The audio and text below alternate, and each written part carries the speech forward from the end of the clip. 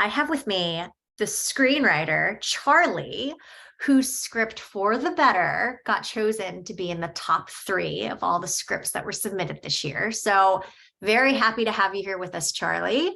And Charlie, we are going to have a table read of your film here in just a little bit, which I'm really excited about. So, could you just tell our audience a little bit about yourself, how you got into screenwriting, and how you came up with this story? Yeah, absolutely. So my name is Charlie Kallas, and I am currently a year two graduate student at the University of North Carolina School of the Arts. Oh, very Yeah. cool. So I only have about a year and a half worth of film experience total so Yep. far. So very new to me, and For the Better is my first ever screenplay. So So good. yeah, So thank you. Yeah, and about a year ago was the first scene I ever wrote, and I just absolutely fell in love with writing after. I mean, obsessed with it. I wrote the script in about a month in April, just kind of like manically writing every single night because I had this idea, and with me and my friends and professors know that like I come up with an idea and then that's the only thing I can think about. Like it's like complete tunnel vision until I get it done. So, and then before that, I was at Ohio State with a finance major, actually, hmm. and decided that's not what I really wanted to do. Like during the pandemic, I kind of like had time to really think about what I wanted to do, and I Yeah. decided to do what I love doing. So I applied to film school, grew my hair out, and that. Somehow got into this fantastic school that has helped like me grow so much as a writer, and I am so unbelievably appreciative of everyone that's helped me on this journey.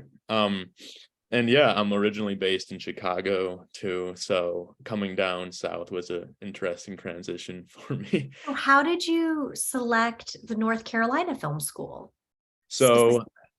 so I applied to three graduate programs in the winter of 2020 Mhm. and was praying to get into a single one. I somehow got in here, which is a top 10 school. I'm like, okay, well, that's it. You're Going like, here. oh, this is my sign. This is where I'm supposed to be. That, yeah, it was one of those things. And I'm like talking to my dad. I'm like, oh my gosh, I actually got in. I actually got in. So, visited and then committed to going kind of on the spot because I just fell in love with this community and the people here. Oh my So gosh. So I have a yeah, question for you. Is this, so out of all of the film schools that you applied to, was this the only one that you had gotten into? no, I actually got into all three of them. So So how did you decide this? Because I was going to say, if this was the only one that you got into, then it's very, very clear that this is exactly where you're supposed to be. But how do you decide when like you get like you have like multiple options? You know what I mean? I think that that's yeah. something that a lot of people kind of like struggle with whenever they have like too many options. They don't know like which option to go with. Mhm.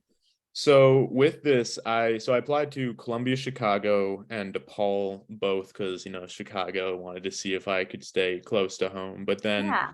I got into here and I'm like, oh my gosh, this is like the school that I need to be at. And I researched into it a bunch before applying. And then like I know the alumni networks and everything. Then I visited the school in February of 2021 with my little sister. It was like a two-person vacation. It was really cute. Oh, that's awesome. Yeah. And then I was like, this is it. This is it. This is where I need to be. And I You just accepted. knew. It was like a feeling that you had. You were just like, this is it. Yeah, yeah, absolutely. And then everyone I met here, I was so nervous coming in last year because I knew nothing about film storytelling, didn't even have Final Draft in my computer yet. Yeah, yeah. And it was just, it was it. I knew I was in the right place here. So So, let's dive in with the story. Like, is this inspired by something that had happened? Is this because, like you said, that when you were writing this, you were just like the juices were flowing and it's like you got it done really quickly? Like, how, like, was it from personal experience? Was it inspired from personal experience? Was it inspired from somebody that you know, something, a story that you heard? Like, what was the process of you coming up with the story?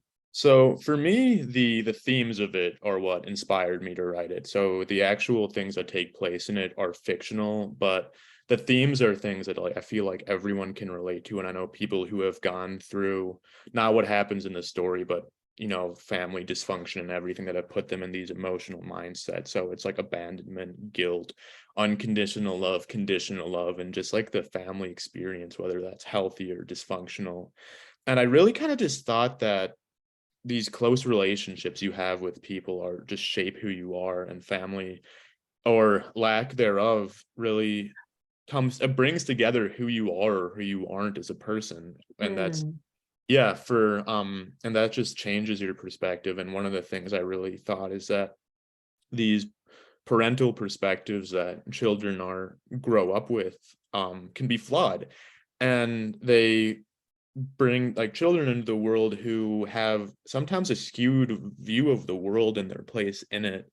And that's something I really wanted to kind of embody with this, and with Hope, who's a protagonist for people who haven't read it.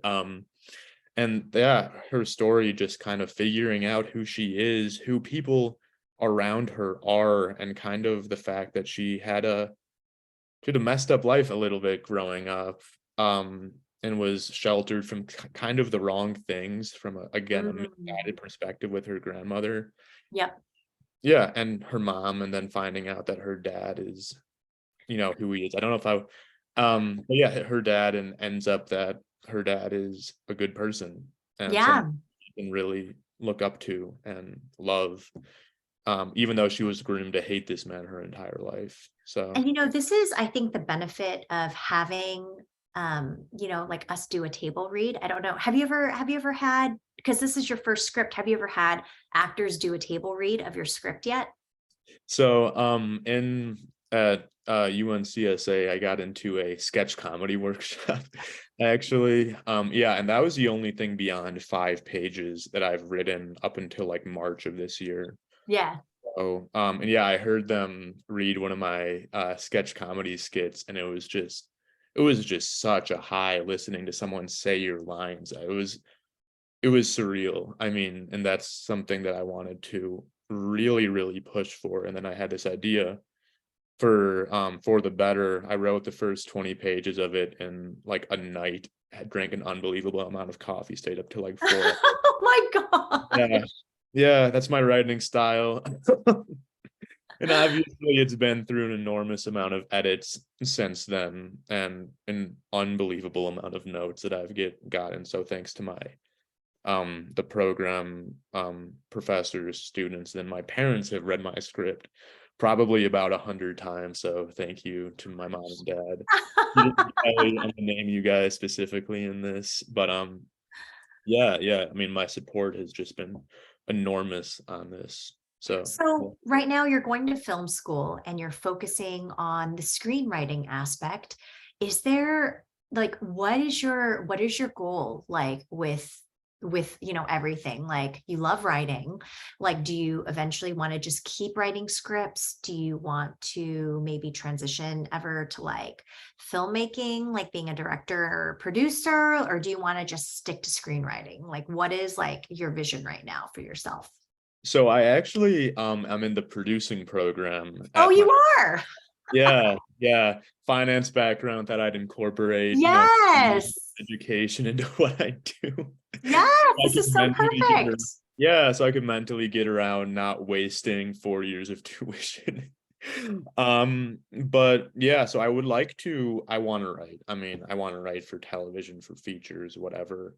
And with television, it's kind of nice because you can end up producing your own content. It's kind of Yes. par for the course with that, which I really like. But I just I need to write. That's what I need to do. This is my I don't it's my passion. I need to write. It just the feeling of having like a good line while you're driving and you can't get your mind off of it, and you like park at a stop sign and quickly write it down in your notes app, and then speed home to get it into your next script. Yes. Oh my gosh. I love this. Like, I feel like this is like what you were created to do. If you have passion and you feel that way, Yeah. that's how you know you're doing exactly what it is that you're supposed to be doing, Yeah. and I love that you're in this producing track. You have this background in finance and accounting, which I think is huge when want to eventually like produce like your own projects and stuff. You know how to budget, how to, Yeah. you learn all of like, those things that you learn with your degree. And Mhm. it's like that's the reason why I started this festival. A lot of the reason why I started this festival was just to connect, just to be a connector, because I feel like that's definitely something that's one of my strengths. Yeah. And just it's so funny because there was a short film that I executive produced. I had just given birth. I remember I was a judge at a film festival in 2019, and it was called the Louisiana Film Prize. I'd never heard of it, but the reason why it came on my radar is because I had a friend, a really close friend who's from Shreveport, Louisiana, and she knew the organizer of this festival. And she reached out to him. She said, "Hey, my friend, she runs the Silicon Valley International Film Festival. If you're looking for judges, I think that she would be a great fit." And so we had a conversation. He brought me in as a judge. And I was so shocked by this festival because whoever wins this festival, it's like short films, whoever's the grand prize winner, there's a Mhm. $50,000 cash prize. And that is the largest cash prize that I've ever heard of Oh my. any film festival giving for a short film. Yeah. Yeah. So anyway, like I was at this festival as a judge and I like met a lot of the filmmakers, and a lot of the filmmakers are local filmmakers like from that area. It's like this big event, like literally everybody in that city shows up for this event. It's really cool. And the way that the winner is determined is like audience vote. There's like the judges vote, but it's like a small percentage, but pretty much it's like whatever the audience decides, right? And so I met this filmmaker. Like we didn't even really talk that much, but we like stayed connected on like social media. And then fast forward to January 2020, I'd given birth to my second child. I was just like up in the middle of the night, and I saw his crowdfunding campaign come through. He had posted it on social media and I saw it. And it was a film about sex trafficking. And that's like a topic that I'm very passionate about, right? And fighting it.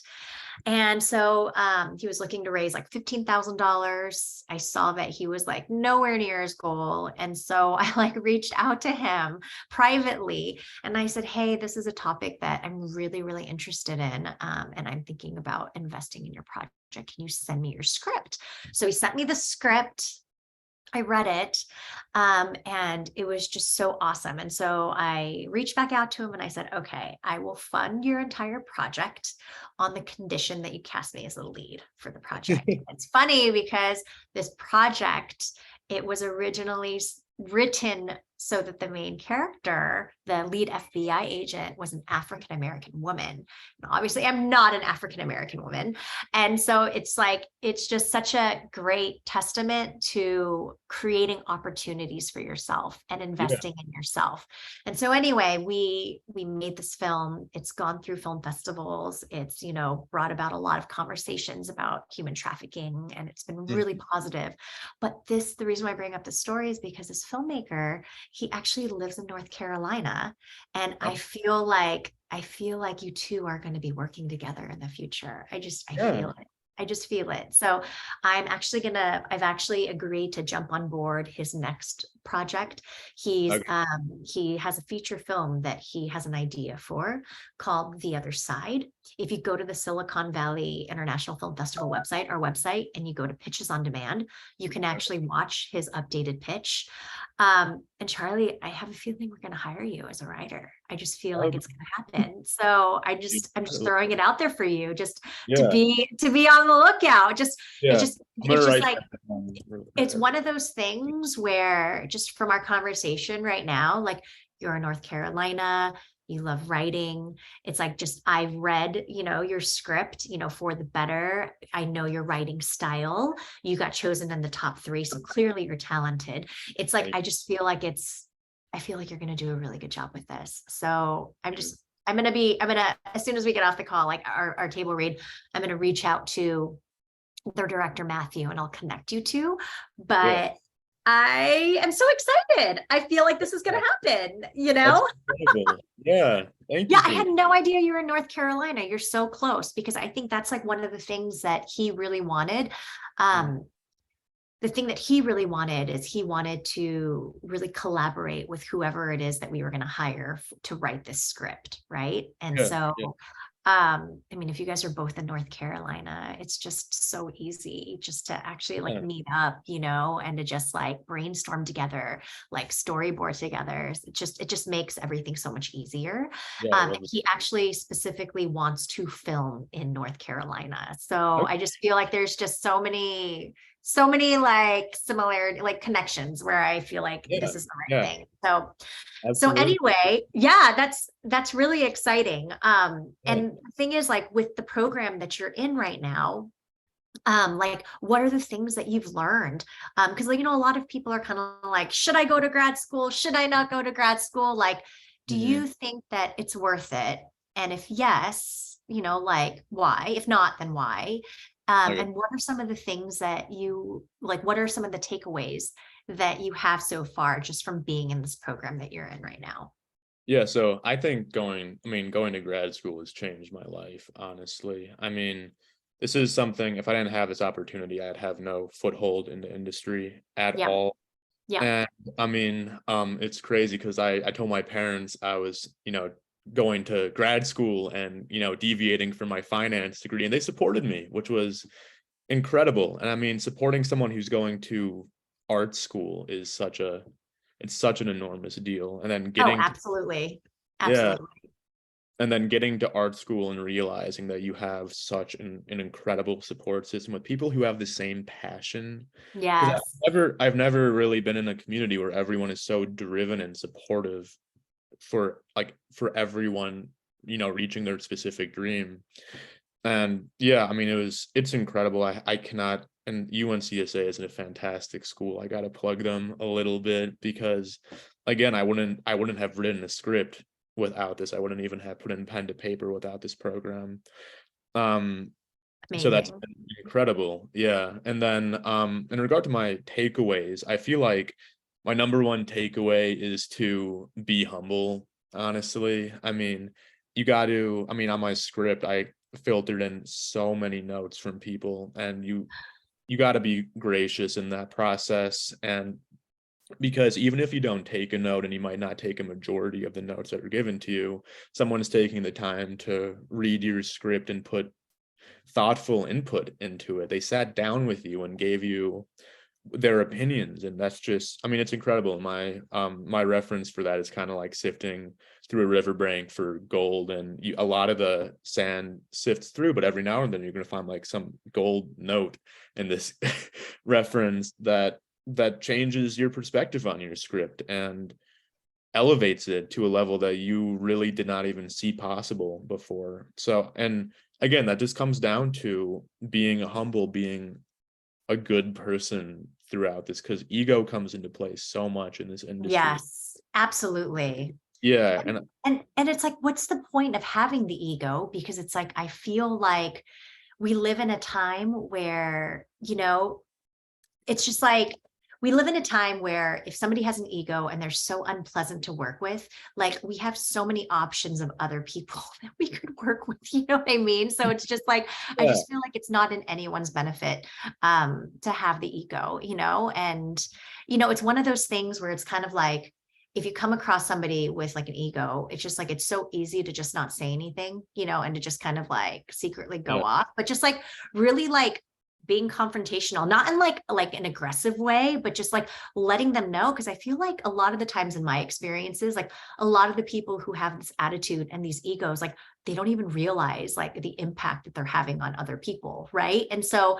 it's like, I'm telling you that when you behave in this way, and it's like nobody likes these conversations, you know what I mean? But yeah, it's just like when you have these conversations and you bring it to their attention, if they are open, you know, that's only going to be to their benefit, right? Because like chances are if they have this ego and they're just unpleasant to work around, like you are not the only person that probably feels the same way. Like other people probably feel the same way. And again, it's not going to end well for that person, right?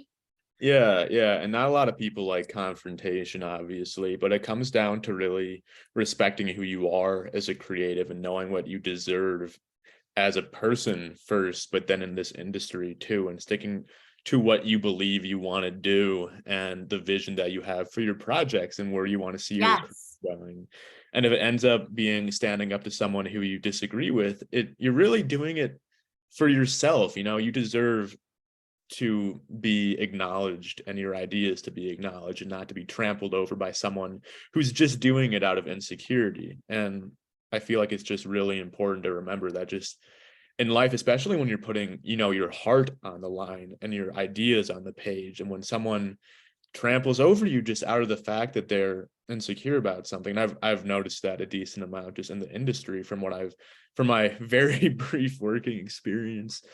But you just got to be able to respect yourself, and that's what the mental health, self-care, all of that is extremely important in the creative industry, especially. It's just, even on a day-to-day basis, you go to bed and you're unsure about what you wrote on the page that day. You got to take a Yep. deep and keep moving, keep writing, keep editing, keep deleting sometimes. Yeah, like what are some of, like, for the better, as people will see in the table read, that we're going to be having in our video on demand section, it's about family and it's about, a lot of those themes. But what are some of the other themes that you enjoy writing about? Are there like genres that you particularly gravitate towards?